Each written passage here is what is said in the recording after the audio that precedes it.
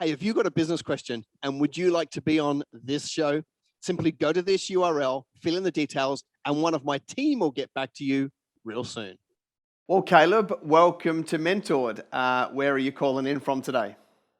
G'day, Wes. I'm calling in from Darwin in the Northern Territory, so a few kilometres away from you. Darwin, hey? It'd be warm up there right about now, I would have thought. Mate, I call the heat of opportunity, I reckon, because it drives most people away. That's probably a different explanation than I would give it. So, mate, what's your question? What can I help you with? All right, mate.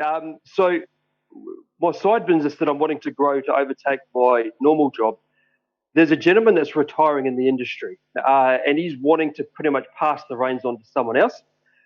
He's willing to sell his business for 450 grand.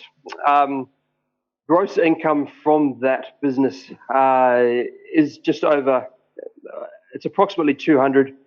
The net income is about 110. However, he also wants to sell his whole property, which is on about 30 acres. And there's a lot of plant and equipment there that would be quite good for my expansion. And if he was to sell his house, land, as well as his business, he would sell it to me for approximately 1.2 to 1.3. Where I completely believe that, God is sovereign and he opens and shuts doors. And I feel like this is a door to knock on. However, I've got 20 grand in the bank, which is my 5 loaves and 2 fishes as such. It is a viable business and it's very scalable, extremely scalable. So I guess my question to you with your business background is, how do we sort of tap into larger amounts of finance? How do we pull a deal like this off? Good. I watched a few of your videos and you're always like, you can do sort of,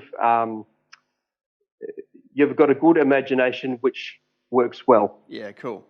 Yeah, so I mean, there's no reason why you can't do this deal, but it's certainly not going to be easy. And props to you for getting your first 20 grand. The first 20 grand's the hardest.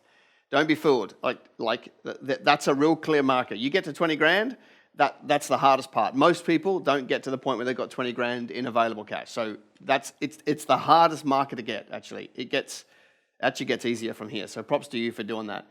Woo. So what exactly is this business? This is beekeeping in the Northern Territory. Right. We've got a lot of need for pollination in the Northern Territory. Yeah. And not enough bees. Okay. How did he arrive at a valuation of 450K on profits of 110?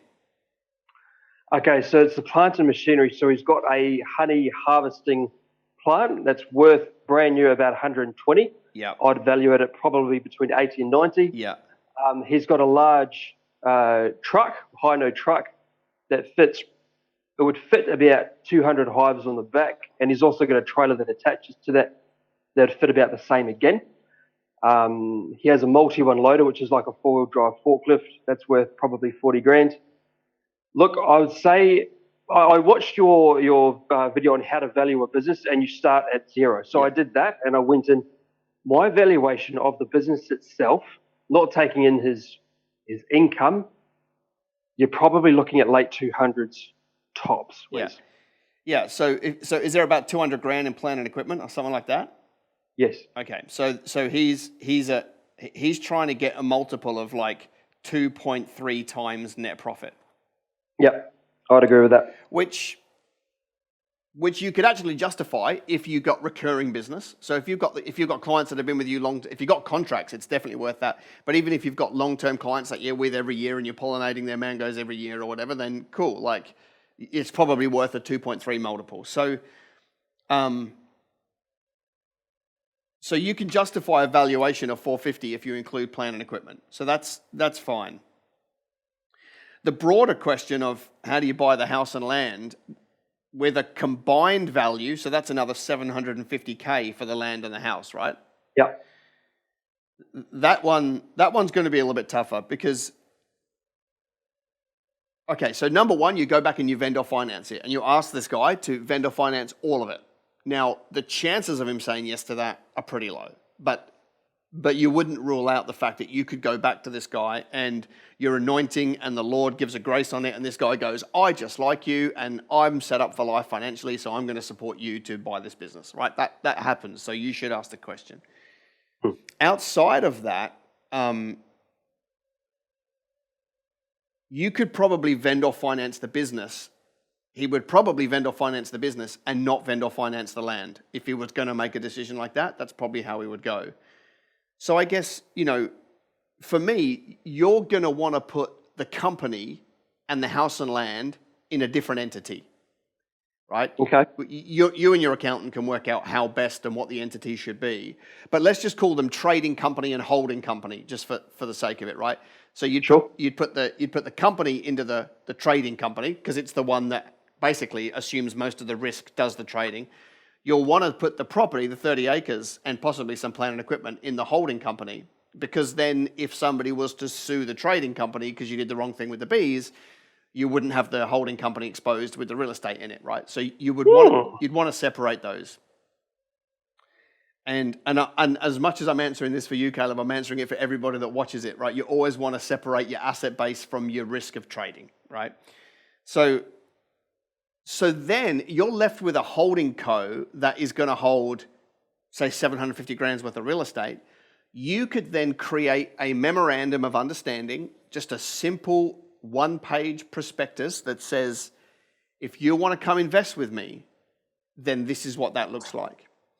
And that, I reckon that's a classic case of you just need to go find a partner. There's so much money in this world, and right now, when the world is absolutely flush with cash, like it is after this, the 7 trillion of stimulus around the world that was put in from the pandemic, that's all sitting as latent potential. There's plenty of people that, have held real estate and the prices are up and whatever, and their business boomed, who would, if there was a compelling enough reason, would partner with you on the holding company, not the trading company. You should be able to get that on your own. You want it on your own. You don't want to have to ask people's permission to be able to trade that. That's why I can't have a board, because a board's too slow. I want to be able to move nimble and fast. So that's that. But the holding company, you could go and get a partner and you could say, hey, you bring the money, right? And I'll bring the management and we'll go 50-50 on it. And then all you've got to do is work out what the investors or the partners' return is going to be and when they get an out. So that that could be, the out is in 15 years' time because I'm going to add value to the property and then we're going to sell it for twice the amount of money. Great. Or it could be that this person ratchets down their 50% holding in that company. So their 50%, you buy it back over time at a premium over what they paid, and they get a return over time, right? Based on some sort of valuation metric. So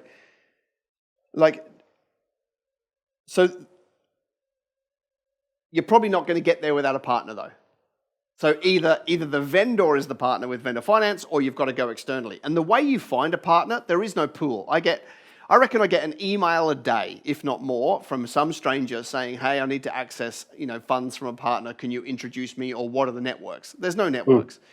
The only network is probably a bunch of divine appointments, and the way you have them is tell lots and lots of people. So that's why I say create a memorandum and just share it with everybody. And then if it's a compelling enough investment, somebody will put their money in to want to partner with you to do it. So that they would be the steps. But I guess my thing is, why do you want the house and land? Because if you're just wanting it to buy real estate, there could be better real estate than that to buy. If the reason is I want that land because it doubles the value of my business, that's different. If it's like I just want to own real estate, there could be a smarter play. For sure. The reason is that the honey harvesting equipment is already set up. So you're probably saving yourself up to 10 grand with relocating that equipment onto another premises and getting that serviceable again to use.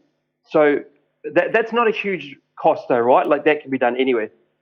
The second good thing about it is the strategic positioning. So where it is within 1 to 2 hours drive of a lot of your pollination contracts that are in play. So it's very easy to use that as your central hub to service these areas. But that's not to say that I could walk down the road to another property for sale and say, hey, I like what you've got. Or just go find a local farmer that gives you the back corner and you rent it for next to nothing because they've all got 6 million acres each. Quite right. Like because I look at the borrowing cost. Well said. The borrowing cost of your $1 million property or your 750 grand property, because it's a commercial property, it could be as much as 10 grand a month. So we don't want to make a decision to save 10 grand and we have to pay 10 grand a month. Doesn't make sense. So I didn't think of that. So yeah, true. So we this is how it goes in my mind. You could probably not go with the loan and not have that big overhead. Bootstrap it by ringing up some farmer down the road and saying, "Hey, you're really central. Can I pay you $500 a week to use the corner of your land?" And do a contract. And they might already have a shed built. Yeah, and do a contract so that they don't just move you on in 5 minutes. And then you don't, you might have saved 7 or 8 grand a month in payments. You could go and start buying residential real estate that'll give you an instant return on week one with that money that you're not spending to pay off your other one. So I guess I'm not saying one's right or wrong. I'm just saying don't get caught in one way. If there's plenty of ways to arrive at the end game, and if the passion was I just want to own real estate, which you should, I think business. The reason why you go into business is to make more money than you need, so that you can fund churches and buy real estate. That's not for everybody, but that's like my big thing, and so. Yeah, like you could arrive at the same outcome without needing to buy farmland. That's all. So, no, I like it, and you're reducing your liabilities by a lot with what you've just proposed. Yeah, and your weekly payments. I mean, if you take on this business, you've got a business to run, which is going to take 60, 70, 80 hours a week for you to build up. Mm-hmm. Do you want to be running a 30-acre farm at the same time and all that goes with that? So that's just kind of how I look at it. You've opened my mind to some other options there that I'll definitely be looking into. Probably one question is, like you say, to throw an idea out to look for investors. However, the Bible does say, do not be unequally yoked with unbelievers. And so in business, that's probably a fear of mine, going like, I will do my best to always seek the best of someone. What's your thoughts on that? Do you partner with people that are not of faith? So it's a bit of a sticky question. I hope I haven't screwed this interview up. But I think that's a good question. No, I would always partner with people that don't have a faith, because I don't think that's exactly what it means by unequally yoked.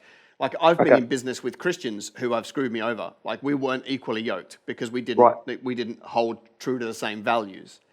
So I don't know that it's as clear cut as a believer or not, because if you look at, there's very few believers who, when money comes to the table, will act righteously. I'm not saying there's none. I'm just saying, like, I've got a whole history of people that I've done business with, committed believers, profess of faith, and then when the money comes, they just become a nightmare, right? Yeah. Okay. Sure. But I think, to your point, I wouldn't go 50-50 with an unbeliever in a company. I would go 51-49, and I would, because I want to have the ultimate say, and I would probably not even go in with somebody if they made it 50-50 if they were an unbeliever. Just because they, I just want to have final say over an unbeliever. Yeah. That's all. And so 51% of the company would allow you to do that, or 50.1, 49.9, however close you want to get. But it gives you casting vote. Because the other thing about, I actually really enjoy, like the way I look at it with unbelievers is I want to do business with them, as many of them as I can, because how else are they going to experience the kingdom of God? Yeah. Yeah. I'm not worried about them. I'm not worried. My God's bigger than their God, so we'll all be okay. But yeah, you're right. Like I would draw the line at a 50-50. I wouldn't do that. Okay. Thank you for that advice, Fez. I've definitely written it down. Mate, Caleb, it's been great hanging out with you. If somebody wanted to follow up with you, have you got a handle or somewhere someone can find you on social? All business we've won has been by direct contact. So it's just kudabees@gmail.com. Believe it or not, we don't have an online presence yet. That's fine. But one day in the future. Cool, Caleb, it's been great hanging out with you. Catch up soon, eh? Likewise, Wes. God bless, mate. Thank you. Cheers. Well, hey, if you enjoyed that episode, would you do me a favor and hit the subscribe button below and hit the bell icon so that you get the alerts of all of the future episodes? It would mean the world to me if you would do that right now.